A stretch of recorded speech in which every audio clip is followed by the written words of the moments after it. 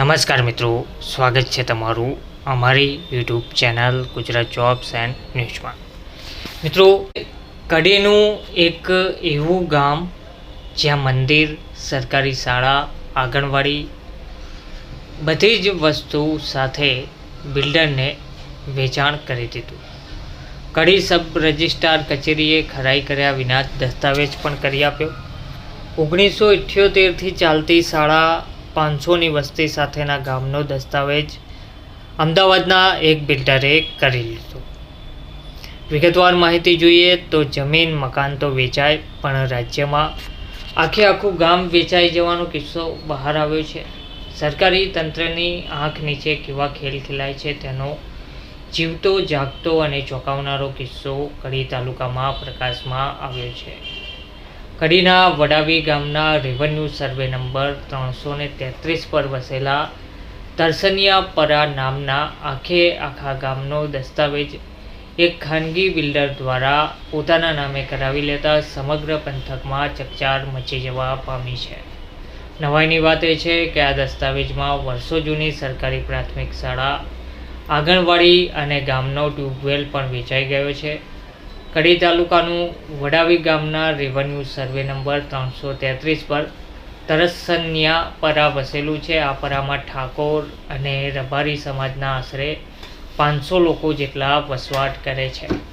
અહીં 1978થી સરકારી પ્રાથમિક શાળા કાર્યરત છે, જ્યાં 289 જેટલા મતદારો નોંધાયેલા છે અને દર ચૂંટણીમાં અહીં મતદાન મથક પણ ઊભું કરવામાં આવે છે। આમ છતાં કડી સબ રજિસ્ટ્રાર કચેરીના અધિકારીઓએ જમીનની ખરાઈ કર્યા વિના જ અમદાવાદના બિલ્ડર મિલનભાઈ પટેલના નામે આ જમીનનો વેચાણ દસ્તાવેજ કરી આપ્યો હતો।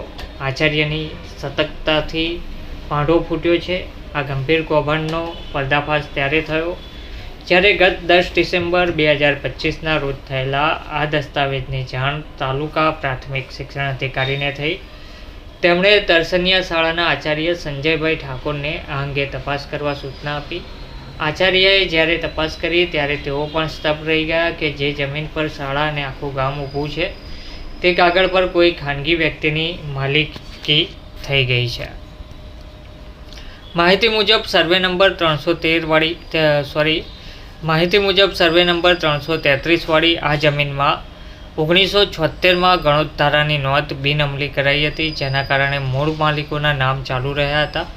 અગાઉ મામલતદાર અને પ્રાંત કચેરીએ વારસાઈ નોંધી બાબતે હુકમ પણ કરેલા છે। આમ છતાં આટલી સંવેદનશીલ જમીનનો બારોબાર દસ્તાવેજ થઈ જવો તે અધિકારીઓની મિલીભગત તરફ આંગળી ચીંધી રહી છે। તંત્ર હવે હરકતમાં આવ્યું છે। શાળાના આચાર્ય દ્વારા ટિપ્પણીઓ કરાતા વિઠ્ઠલભાઈ ચૌધરીની સૂચનાથી મામલતદાર, સબ રજિસ્ટ્રાર અને ટીડીઓ સહિતના ઉચ્ચ અધિકારીઓને વાંધા અરજી પાઠવવામાં આવી છે। સર્કલ ઓફિસર ફાલ્ગુન પરમારે જણાવ્યું હતું કે આ મામલે તકરારી દાખલ કરવામાં આવી છે અને સબ રજિસ્ટ્રારને જાણ કરી દેવાઈ છે। તો ગામના ટ્યુબવેલથી માંડીને મહાદેવના મંદિર સુધીની મિલકતો ધરાવતી જમીનનો દસ્તાવેજ થઈ જાય ત્યાં સુધી તંત્ર ઊંઘતું રહ્યું તે બાબત અનેક સવાલો ઊભા કરે છે। સ્થાનિકોમાં ગણગણાટ છે કે આ માત્ર અણઘડતા નથી પણ મોટા પાયે થયેલા ભ્રષ્ટાચારનો ખેલ છે।